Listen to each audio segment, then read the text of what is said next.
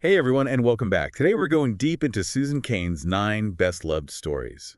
Get ready to rethink what you thought you knew about introverts. We're talking quizzes, insights, even a manifesto for embracing your quieter side. It's like a treasure trove of aha moments, Yeah. especially for those of us who've ever felt like we don't quite fit the extrovert mold. Yeah, it's amazing how much our society seems to push that outgoing ideal, like it's the only path to a fulfilling life. So true. But Cain flips the script and shows us that there's so much power in being an introvert. Exactly. And she starts by tackling this whole introvert versus extrovert thing. It's way more than just, whether you love parties or prefer a quiet night in. Right, like it's deeper than that. It's about temperament. Cain says introversion and extroversion are actually baked into us. It's how we're wired to interact with the world. Okay, so like it's not just a preference, it's part of who we are. Exactly. It influences everything from the kind of environments we thrive in to how much social stimulation we need. That makes sense. I definitely feel more drained after a lot of social interaction than some of my more extroverted friends. And Cain even includes a quiz in the book to help you pinpoint where you fall on that introvert-extrovert spectrum. Oh, a quiz. Yeah. I love a good personality quiz. What kind of questions does it ask? Things like, do you prefer deep one-on-one conversations or being in a big group? Or would you rather spend a Friday night at home or out at a party? Those kind of classic introvert-extrovert Yeah, questions. I can totally see myself answering those. It's fun, but it really gets you thinking about your natural tendencies. And I bet a lot of people listening are realizing, oh, maybe I'm more introverted than I thought. Absolutely. But here's where it gets even more interesting. Cain doesn't stop at definitions. She busts some major myths about introversion, too. Like what? Like the idea that all introverts are shy and all extroverts are super outgoing. Oh, yeah, I've definitely heard that stereotype. Yeah. And it's not always true, is it? Nope. Think of it this way. You can be totally energized by social interaction, like a true extrovert, but still struggle with, say, social anxiety. Oh, wow, that makes so much sense. So you can be a shy extrovert. Exactly. Or you could be perfectly content in your own company, a classic introvert, but still be really confident and articulate when you need to be. Right. Like, I love my quiet time, but put me on a stage and I can, bring the energy. Exactly. And Cain uses some really interesting examples to illustrate this. Like, she talks about Bill Gates. Bill Gates. Yeah. The Microsoft guy. Yeah. He's actually known to be pretty quiet and reserved, a classic introvert. Okay. But he's also obviously incredibly successful and influential. That's a great example. Correct. So it totally debunks that myth that you have to be super outgoing to achieve great things. Totally. And she has other examples too, like Barbara Streisand. Oh, the singer and actress? Yeah. She's spoken openly about her struggles with stage fright, even though she's a world-renowned performer. Wow, I never knew that.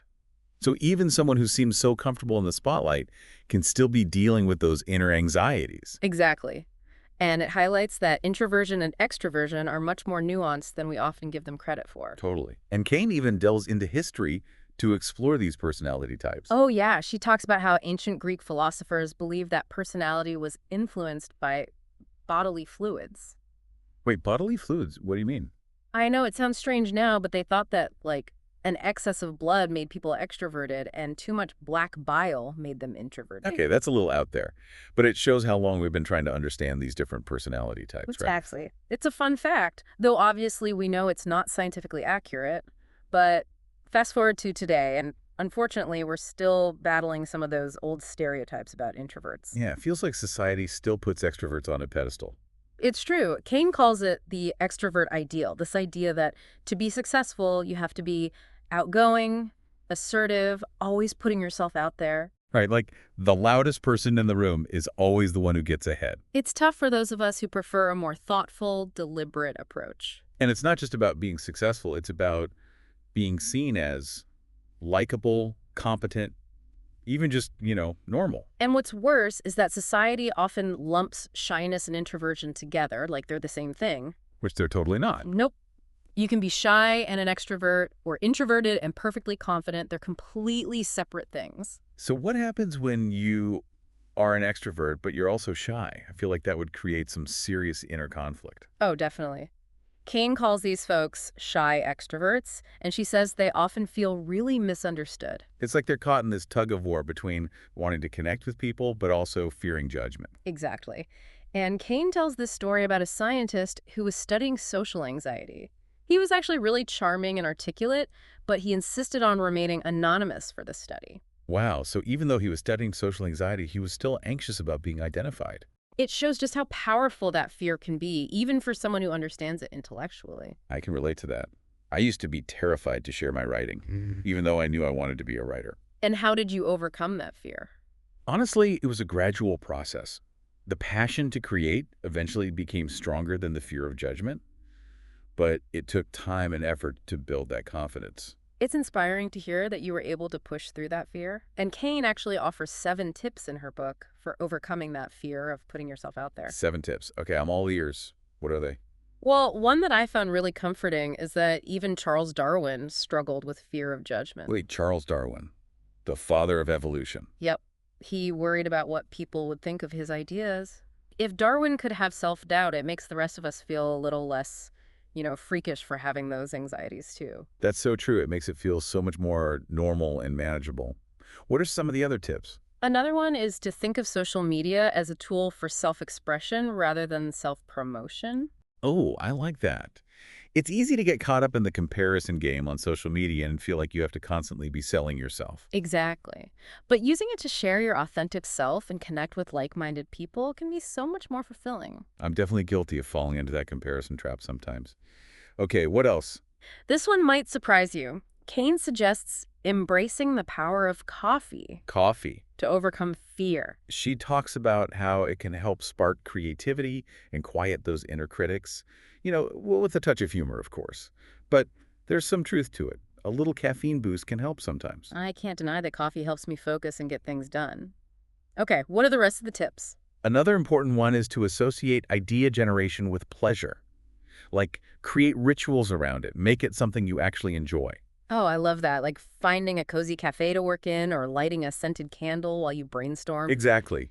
Make it a treat, not a chore.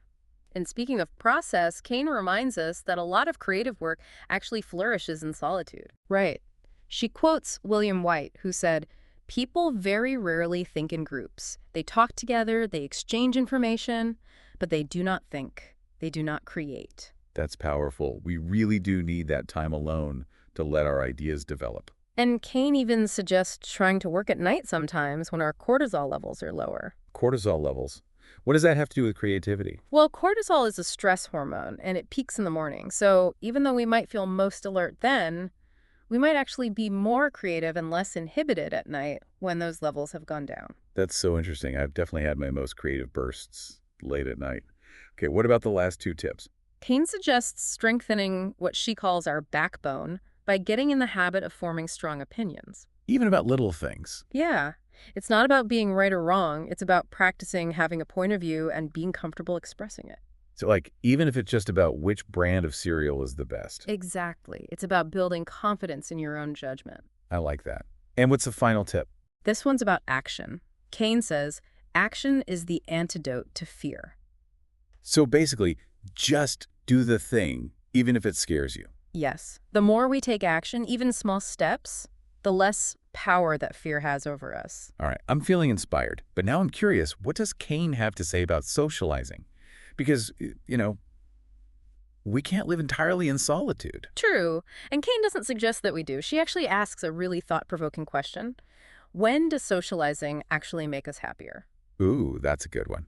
I think we often feel pressure to be constantly socializing, especially in today's world. But is it always making us happy? That's the key, right? And research actually shows that while everyone, even introverts, feels happier when they socialize, there's a limit. Oh yeah, I definitely have my social limit. We need to respect our individual tolerance for stimulation. So what's the sweet spot? How do we find that balance between connecting with others and honoring our need for solitude? That's what we'll be exploring in the next part of our deep dive. Welcome back to our deep dive into Susan Cain's 9 best love stories. I'm still thinking about that idea of finding the sweet spot for socializing. Like, how do we balance our need for connection with our need for solitude? It's a real balancing act, right? And Cain offers some really practical advice for introverts who are navigating this, especially in a world that can feel very extrovert-centric. Okay, lay it on me. What are some of those tips? Well, one that I found super helpful is the idea of setting informal quotas for social events. Quotas, like you mean literally limiting yourself to a certain number of parties per month? Not necessarily a strict number. It's more about having a general guideline in mind so you don't feel pressured to say yes to every single invitation that comes your way. Oh, that makes sense. So it's more about being mindful of how much social energy you're expending and giving yourself permission to say no sometimes. Exactly. It's about prioritizing those events that truly matter to you. The ones that fill you up rather than drain you. I like that. And I bet it helps with avoiding that feeling of guilt that can sometimes come with turning down invitations. Absolutely. It takes the pressure off. And here's another tip Cain suggests. Focus on having meaningful conversations rather than forcing yourself to engage in endless small talk. Oh, yes. Small talk can be so painful sometimes, especially for us introverts. It can feel so superficial and draining. Like you're just going through the motions, but not really connecting. Cain suggests trying to steer conversations towards topics that actually interest you, even if it means asking more questions or sharing a bit more about yourself. That's good advice. It's about making those conversations more engaging and less, draining. Exactly. And sometimes that might even mean stepping outside your comfort zone and starting a conversation with someone you don't know very well. That can be scary, but yeah, the reward of making a real connection is totally worth it. Right. It's about going for quality over quantity when it comes to social interaction. And that leads to another important point Cain makes about investing in your relationships with loved ones. So like those close friends and family members who really get you. Exactly. Those are your safe havens, the people who you can be completely yourself around, no pretense, no pressure to be anyone other than who you are. It's so important to have those people in your life, those who accept you and celebrate you, introversion and all. Absolutely. And speaking of embracing who we are, I wanted to talk about a topic that can be particularly challenging for introverts, especially when they're young. Oh, I think I know where you're going with this. Education. Bingo. Yeah, Kane talks about how traditional school systems are often set up in a way that favors extroverted behavior. it's true. Like it's all about group projects and class participation and being the first to raise your hand with the answer. And for those of us who are more introspective, who prefer to think things through before speaking up, it can feel like we're constantly being put on the spot. Right, like we're being judged for not being as quick or as loud as our more extroverted classmates. Kane talks about how this bias towards extroversion can start really early on, even in preschool, where teachers might praise the kids who are always eager to answer questions. And the quieter kids, the ones who are maybe just observing and taking it all in, might be seen as shy or even unengaged. Exactly. And the message they're getting is that there's something wrong with them for not being as outgoing as the other kids. It can be so damaging to a kid's self-esteem to feel like they're not measuring up just because they're not the loudest voice in the room. And Kane argues that this narrow definition of what it means to be a good student really needs to change. Like, what if we started valuing deep thinking and quiet contemplation just as much as we value participation and being quick on your feet? Exactly. It's about recognizing that intelligence comes in many forms, and that introverts often bring unique skills to the table, like being good listeners, being thoughtful problem solvers, and being incredibly creative. It's about celebrating those strengths instead of trying to force everyone into the same extroverted mold. Right. And I think this goes beyond just education. It's about creating a society that values all kinds of minds, a society where introverts can thrive just as much as extroverts. I love that. And speaking of thriving, I wanted to touch on another important concept that Cain discusses: orchid children. Ah, yes. Remember those sensitive souls we talked about earlier? Right. The kids who are more like orchids, they need a particular kind of care to really blossom. And Kane emphasizes that parenting these sensitive kids isn't about shielding them from all adversity. It's about providing a safe and stimulating environment where they feel secure and supported to grow at their own pace. So like creating a sense of predictability and routine, but also offering opportunities for them to explore and try new things. Exactly. And being attuned to their emotional needs, recognizing that they might be more sensitive to stress and change than other children. And what about when those inevitable challenges do arise? Like, what if an orchid child experiences something difficult, like a divorce or a move? Kane stresses that while those experiences can be particularly challenging for orchid children, they can also be opportunities for resilience and growth. This is about helping them develop the coping skills they need to navigate those difficult times. Exactly. And this is where parental support and cooperation can make a huge difference. It's about creating a sense of stability and security for them, even in the midst of change and uncertainty. And speaking of change, one of the most fascinating concepts that Cain explores in her book is this idea that personality can actually evolve over time. I remember when I first read that, I was like, wait, what? Doesn't our personality stay the same throughout our lives? It's a common misconception, but Cain presents some pretty compelling evidence to suggest that while our core personality traits, like being introverted or extroverted, tend to remain relatively consistent, the way we express those traits can definitely shift as we mature. So, like, we're not set in stone. We're constantly evolving and growing. Exactly. It's a very hopeful idea. And I think it's really empowering to know that we're not stuck with who we were in high school or college, you know? Right. And Cain actually uses some personal anecdotes to illustrate this point. She talks about how her own social needs have changed as she's gotten older. Oh, interesting. Like, how so? Well, she used to be much more of a social butterfly, but she says now she craves more solitude and quiet time. Yeah, I can relate to that. My social battery definitely doesn't last as long as it used to. And she also talks about her husband, whom she affectionately calls Gonzo. He used to be a real party animal, but she says he's become much more introspective over the years. So he's still an extrovert, but maybe he's expressing that extroversion in different ways now. Exactly. And research actually supports this idea. Psychologists call this natural mellowing process intrinsic maturation. Intrinsic maturation. I love that term. It sounds so elegant. It's like a fine wine. We become more complex and nuanced with age. I like that analogy. And it's been observed not just in humans, but also in chimps and monkeys. Wow, so it's like a fundamental part of the aging process across species. It seems so. And it makes sense from an evolutionary perspective, too, right? Our needs and priorities change as we move through different stages of life. So maybe extroversion is more advantageous when we're younger and focused on building social networks and finding mates. But as we get older, we might crave more depth and meaning in our connections. Exactly. And introspection becomes increasingly important as we reflect on our experiences and search for that deeper meaning in our lives. It's a beautiful idea, really.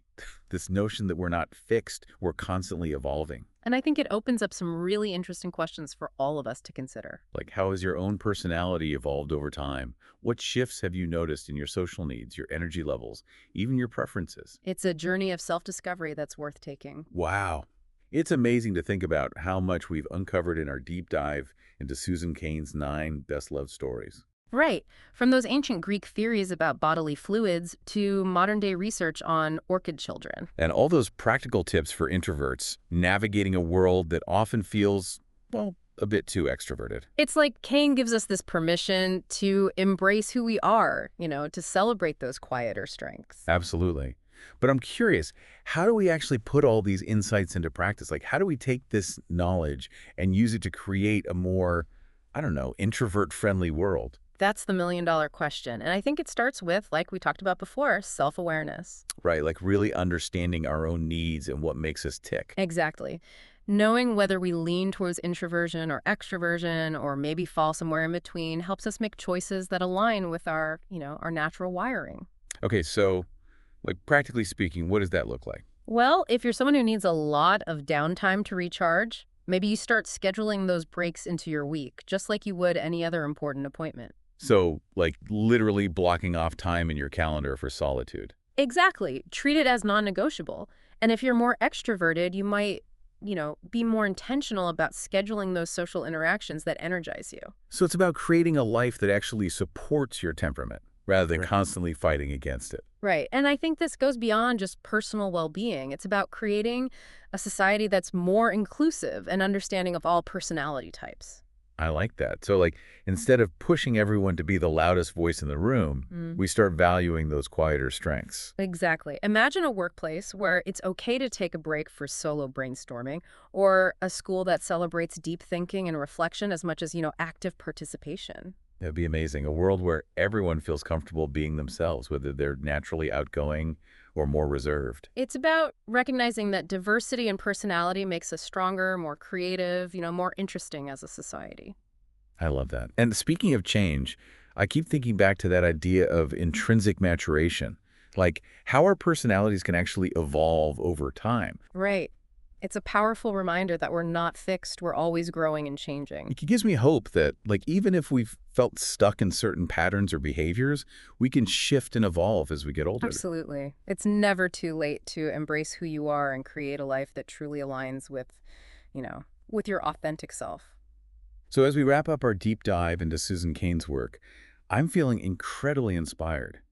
Inspired to embrace my own introverted tendencies and to advocate for a world that celebrates all kinds of minds. Me too. It's been such a rich and insightful journey. And for all of you listening out there, remember, your personality is a gift. Embrace it, nurture it, and never be afraid to let your unique light shine. Beautifully said. Thanks for joining us on this deep dive.